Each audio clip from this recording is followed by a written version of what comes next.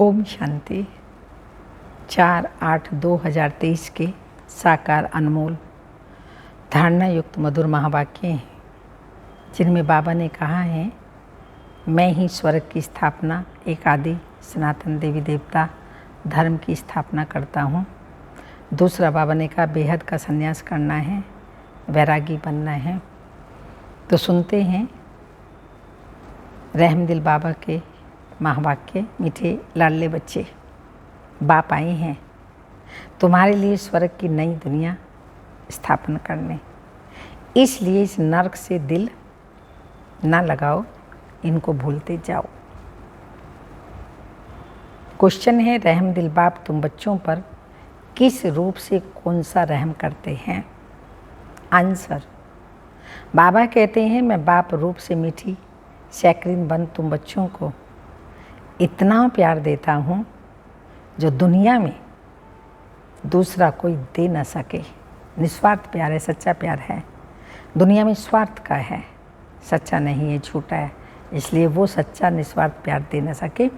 मैं तुम्हें पवित्र पवित्र प्यार की दुनिया का मालिक बना देता हूँ। टीचर बन तुम्हें ऐसी पढ़ाई पढ़ाता हूँ जो तुम बहिश्त की बीवी बन जाते हो। ये पढ़ाई है मनुष्य से देवता बनने की। ये ज्ञान रत्न तुम्हें विश्व का मालिक बना देते हैं। गीत, कौन है माता कौन है पिता, छोड़ दे बालक जग से नाता। ओम शांति। बच्चों को ओम शांति का अर्थ समझाया जाता है। ओम मैं आत्मा और शांति मुझ आत्मा का स्वधर्म है। शांति सागर बाप की मैं संतान हूँ, शांति धाम से आई हूँ। ओम का अर्थ है आई एम आत्मा।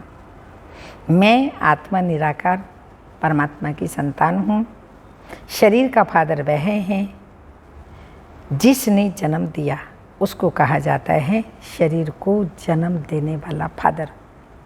और शिव बाबा है आत्माओं का बाप। वह तो है ही, ढेर के ढेर करोड़ों आत्माएं अपनी निराकारी दुनिया में रहती हैं। वहीं सदैव निर्विकारी है ही। वहाँ पर परम धाम में सदैव ही निर्विकारी हैं। विकारी तो परम धाम में रह न सके। पहले तो ये बात पक्की करनी पड़ेगी कि मैं आत्मा, मेरा बाप परमात्मा। आत्मा के संबंधी सब भाई भाई हैं। इस शरीर के बाप को कहा जाता है लौकिक बाप। आत्मा के बाप को कहा जाता है परलौकिक बाप। जो सभी का एक ही है, पुकारते भी है ना, वो गॉड फादर, वो पतित पावन रहम दिल। ये आत्मा ने पुकारा बाप को। आत्मा इस शरीर के साथ दुखी है। फिर सतयुग में आत्मा को शरीर के साथ सुख है, इसलिए उसका नाम है सुख धाम, स्वर्ग।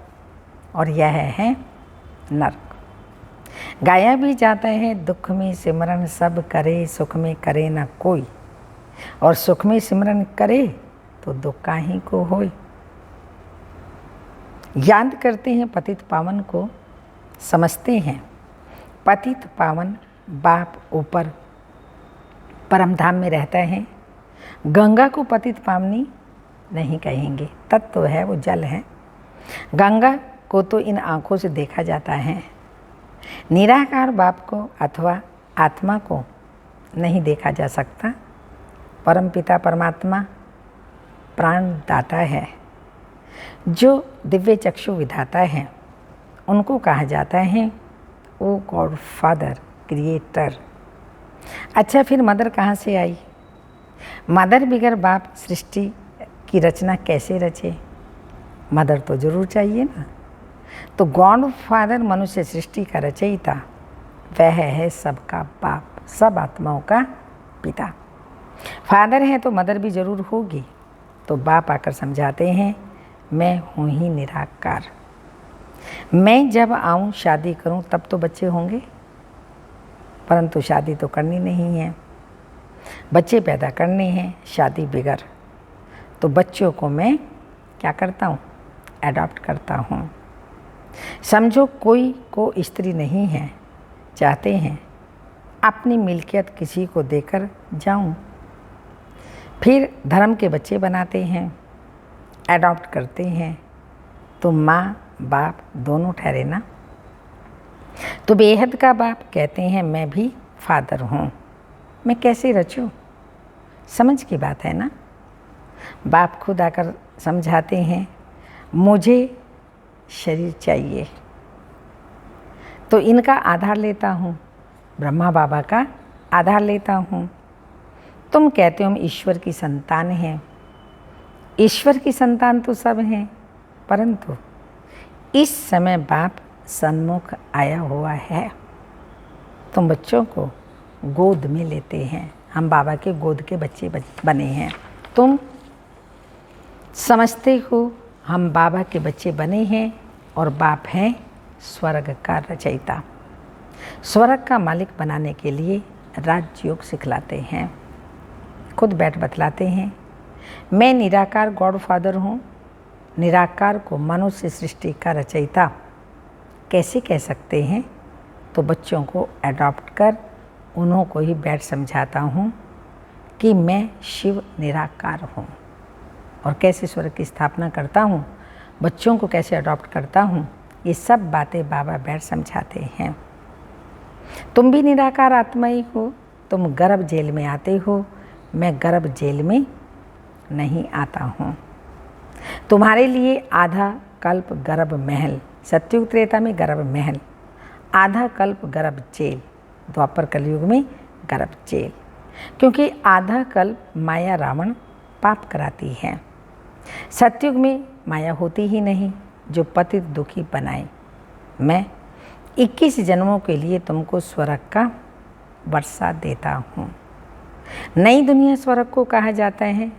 मकान भी पुराना होता है तो पुराने को छोड़ नए में जाते हैं। यह है पुरानी दुनिया, वह है नई दुनिया, गोल्डन एज, पावन दुनिया। तो बाप कहते हैं लाडले बच्चे, मैं तुम्हारे लिए स्वर्ग स्थापन कर रहा हूँ, तुम फिर नरक से दिल क्यों लगाते हो? अब नरक को भूल जाओ, मुझ बाप और स्वर्ग को याद करो, पुरानी दुनिया को भूलते जाओ। यह है बेहद का संन्यास। पुरानी देही सहित जो कुछ भी देखते हो उनका भी ममत छोड़ो। समझो हम सब ईश्वर को देते हैं। ये पुरानी शरीर, धन, दौलत, बच्चे आदि सब खत्म हो जाने वाले हैं। ये वही महाभारत लड़ाई है जिसके द्वारा मुक्ति, जीवन मुक्ति के गेट्स खुलते हैं। हरि का द्वार कहते हैं ना, हरि कहा जाता है श्री कृष्ण को, और उनका द्वार है बैकुंठ। बैकुंठ के गेट बाप आकर के खोलते हैं। वहाँ कोई पतित जा नहीं सकता, इसलिए पतित से पावन बनाते हैं, दुख से लिबरेट कराते हैं। शिव बाबा जो पतित पावन हैं हमको पावन बनाते हैं और दुखों से लिबरेट करते हैं। और कोई लिबरेट कर ना सके। दुख हरता सुख करता एक ही बाप है। तो बाप कहते हैं मैं तुमको राजयोग सिखलाता हूँ, सदा के लिए सुख देने आया हूँ। मैं तुम्हारे लिए बैकुंठ हथेली पर लाया हूँ। तुम राजयोग सीखकर मनुष्य से देवता बनते हो। बुद्धि भी कहती है कि बरोबर समझ की बातें हैं। समझो ये पुरानी दुनिया है, फिर नई दुनिया बनेगी तो सर्वशक्तिमान एक ही बाप है जो अपनी शक्ति से स्वर्ग का मालिक बनाते हैं, चाहते भी हैं एक राज्य हो, ऑलमाइटी अथॉरिटी राज्य हो। सो तो सतयुग त्रेता में अटल अखंड सुख शांति में देवी देवताओं की राजधानी थी, कोई विघ्न नहीं था। उनको अद्वैत राज्य कहा जाता है, दूसरा धर्म ही नहीं जो दुखी बने। अभी देखो भल क्रिश्चियन एक ही धर्म के हैं तो भी उन्हों की आपस में बहुत लड़ाई होती है, क्योंकि माया का राज्य है। सतयुग में माया होती ही नहीं। अभी कहते हैं ओ गॉड फादर रहम करो। बाप कहते हैं रहम तो सब पर करूँगा, सब बच्चों को पापों से मुक्त करता हूँ, अर्थात पतित दुनिया से लिबरेट करता हूँ। तुम सब आत्माओं को ले जाता हूँ निराकारी दुनिया में। बाकी शरीर तो भस्म हो जाएंगे, नेचुरल कैलेमिटीज गाई हुई हैं, आसार भी देख रहे हो, फैमन पड़ता ज़रूर है। अब बाप कहते हैं इस छीछी दुनिया से ममत तोड़ो। बेहद का बाप है सैक्रीन। कहते हैं मैं जो तुमको प्यार करता हूँ वो और कोई कर न सके। ये वास्तविकता है, कोई भी मनुष्य आत्मा प्यार कर न सके।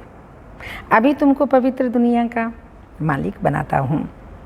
राजाई के लिए तुम पढ़ रहे हो, एम ऑब्जेक्ट बुद्धि में है। नया तो कोई समझ ना सके जब तक कि कोई बैठ उनको समझावे। एक हफ्ता बैठ समझे कि मनुष्य से देवता बनना है, इसलिए बाप को जादूगर भी कहा जाता है। ज्ञान रत्नों से मनुष्य को देवता बनाता हूँ। उनको रत्नागर, सौदागर, मुसाफिर भी कहते हैं। तुमको आकर स्वर्ग की महारानी महाराजा बनाते हैं। मुसाफिर कितना हसीन है। तुम जो कोई काम के नहीं थे, अब तुमको पढ़ाकर बहिश्त की बीवी बनाता हूँ। तुम जानते हो हम सूर्यवंशी चंद्रवंशी बनने के लिए पढ़ रहे हैं। परमात्मा पढ़ाते हैं। तुम यहाँ क्या पढ़ते हो? तुम कहेंगे हम मनुष्य से देवता बनने के लिए पढ़ रहे हैं, क्योंकि यह आसुरी गुणों वाली मनुष्य सृष्टि विनाश होने वाली है। कहते भी हैं मुझ निर्गुण हारे में कोई गुण नहीं। तो वही रहमदिल बाबा बैठ कर के तुमको पढ़ाते हैं। सभी धर्मों वाले एक निराकार बाप को ही परमात्मा मानेंगे। मनुष्य भल गॉड फादर कहते हैं, परंतु जानते नहीं कि वो कौन है, कहाँ आते हैं। अभी तुम जानते हो वह पुरानी दुनिया में आते हैं, क्योंकि पावन दुनिया पाप ही स्थापन करते हैं। पुरानी दुनिया को नई दुनिया बनाते हैं। नई दुनिया में तो सुख ही सुख है। तो बाबा कहते हैं नई दुनिया स्थापन करने कल्प मुझे आना ही है। ये तो बुद्धि समझती है। रात के बाद दिन, फिर चक्र में कलयुग आता है। कलयुग के बाद फिर सतयुग जरूर होगा। तो तुम बच्चों को कहा ही जाता है स्वदर्शन चक्रधारी। आत्मा जानती है मैं 84 जन्म कैसे लेती हूँ। कोई मनुष्य को सदगति दे ना सके। मैं ही यहाँ करके समझाता हूँ। हम तुमको पावन बनाते हैं। योग बल से तुम विश्व पर जीत पाते हो। तो बाप है सर्वशक्तिमान। बाप से तुमको बेहद का वर्षा मिलता है। आकाश, पृथ्वी, सागर आदि सब तुम्हारा हो जाएगा। यहाँ तो देखो आकाश पर भी हद है, पानी पर भी हद लगी है ना। कहते हैं हमारे पानी के अंदर तुम नहीं आओ, तुम तो वहाँ सारे विश्व पर राज्य करते हो। स्वर्ग में तो फिर क्या, स्वर्ग को भूल नहीं सकते। मनुष्य जब मरते हैं तो कहते हैं स्वर्गवासी हुआ, परंतु स्वर्ग है कहाँ? जरूर नरक है ना। यह है ही खेल। सब मनुष्य दुखी हैं, सब पतित हैं। ये राज्य ही रावण का है, जिसको जलाते रहते हैं। रावण को हर वर्ष जलाते रहते हैं ना, जिसको जलाते रहते हैं, परंतु जलता ही नहीं है। रावण को 100 फुट लंबा बनाते हैं और बढ़ाते रहते हैं, क्योंकि विकार बढ़ते रहते हैं। तो 5 विकार स्त्री में, 5 विकार नारी में, यही रावण का प्रतीक है। रावण कोई विशेष व्यक्ति नहीं है, लेकिन बुराइयां ही रावण का प्रतीक है। जो दुनिया में दिन प्रतिदिन ये रावण का राज्य, ये बुराइयां बढ़ती जाती हैं। तो बाबा कहते हैं और ही लंबा बनाते तो बढ़ाते रहते हैं, दिन प्रतिदिन लंबा करते रहते हैं, परंतु समझते नहीं। ये समझ की बातें हैं। यहाँ देखो मुरली चलती है तो फिर टेप में भरी जाती है, क्योंकि गोपिकाएं मुरली बिगड़ रह न सके। तो यह प्रबंध है। मुरली बिगड़ तो तड़पते हैं, क्योंकि यह मुरली है जीवन हीरे जैसा बनाने वाली। ये बाबा पढ़ाते हैं। जो मुरली फिर लंदन अमेरिका तक भी जाती है। बच्चे सुनकर बहुत खुश होते हैं। गायब हुए गोपिकाएं मुरली बिगड़ रह नहीं सकती थी। ये नॉलेज गॉड फादर ही सुनाते हैं। मुख्य एक बात समझानी है, वह हमारा बेहद का बाप है। इनसे स्वर्ग का वर्षा मिलता है। आत्मा कहती है मेरा बाप परमात्मा है। वो आत्माओं को पढ़ा रहे हैं। ऐसा और कोई कह न सके कि मैं परमात्मा तुम आत्माओं को पढ़ाता हूँ। ऐसे भी नहीं कहेंगे कि मैं परमात्मा नॉलेजफुल हूँ। तुम बच्चों को बहुत अच्छी रीति समझाया जाता है, परंतु सबकी बुद्धि एक रस तो नहीं होती। कोई की सतो प्रधान बुद्धि, कोई की सतो रजो तमो है। इसमें टीचर क्या करेंगे? टीचर कहेंगे पढ़ाई पर पूरा अटेंशन नहीं देते थे। गॉड फादर है नॉलेजफुल। जैसे टीचर नॉलेजफुल है, स्टूडेंट को पढ़ाते हैं, आप समान बनाते हैं। वैसी सृष्टि चक्र की नॉलेज गॉड फादर के पास ही है और कोई के पास नहीं। जानते ही नहीं हैं। बाप ही नॉलेज सिखलाई, नॉलेजफुल बनाते हैं। बाप है नॉलेजफुल, सबसे ऊंच है। ऊंचा जिसका नाम है, ऊंचा ठाव है। ब्रह्मा विष्णु शंकर हैं सूक्ष्म वतन वासी। 3rd ग्रेड में है मनुष्य। मनुष्यों में भी ग्रेड है। सतयुग में मनुष्यों की ग्रेड बड़ी ऊंची रहती है। तुम गोल्डन एज में जाते हो। आयरन एज खत्म हो जाएगा। गोल्डन एज है तो सिल्वर एज नहीं, कॉपर एज है तो आयरन एज नहीं। ये सब बातें बुद्धि में रखनी हैं। इसलिए ही तो चित्र बनवाए हैं। सतयुग में बहुत थोड़े मनुष्य होते हैं। कलयुग में तो ढेर के ढेर मनुष्य हैं। पूछते हैं बाबा विनाश कब होगा? कब होना चाहिए आपके हिसाब से? देख तो रहे हो ना आंखों से। अभी तो ये पहले बच्चों ने बाबा से पूछा, विनाश तब होगा जब नाटक पूरा होगा। कितनी अच्छी बात बताई बाबा ने। सब चले जाएंगे तो बाबा हैं कौन? मुक्ति, जीवन मुक्ति का गाइड। वह रहते हैं परम धाम में। तुम भी वहाँ के रहने वाले हो, यहाँ आए हो पाठ बजाने। बाप कहते हैं बच्चे तुम्हें माया पर जीत पानी है। इसमें हिंसा की कोई बात ही नहीं। सतयुग में हिंसा होती नहीं। वहाँ है ही संपूर्ण निर्विकारी देवी देवताएं। अच्छा, मीठे मीठे सिक्के लदे बच्चों प्रति माता पिता बाप दादा का याद प्यार। Good morning, diamond morning. रूहानी बाप का रूहानी बच्चों को नमस्ते। हम रूहानी बच्चों की रूहानी माता पिता बाप दादा को याद प्यार। गुड मॉर्निंग, डायमंड मॉर्निंग, ओम नमस्ते। धारणा के लिए मुख्य सारे हैं। बुद्धि से बेहद का संन्यास करना है। पुरानी देह सहित जो कुछ इन आँखों से दिखाई देता है, उनसे ममत्व निकाल बाप और स्वर्ग को याद करना है। सेकंड पॉइंट, पढ़ाई को अच्छी रीति धारण कर बुद्धि को सतो प्रधान बनाना है। पढ़ाई को अच्छी रीति धारण कर बुद्धि को सतो प्रधान बनाना है। मुरली ही पढ़ाई है। पढ़ाई कोई लंबी चौड़ी नहीं, ये मुरली सुनना, समझना, धारण करना, औरों को धारण कराना, यही पढ़ाई है। पढ़ाई को अच्छी रीति धारण कर बुद्धि को सतो प्रधान बनाना है। मुरली ही पढ़ाई है। तो मुरली पर बहुत बहुत ध्यान देना है।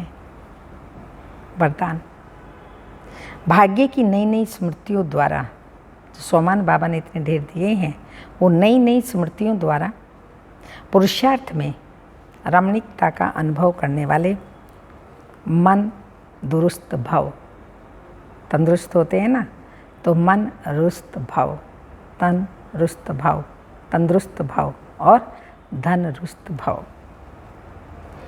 स्पष्ट वरदान है, भाग्य की नई नई स्मृतियों द्वारा पुरुषार्थ की रमणीकता का अनुभव करने वाले मन दुरुस्त भव।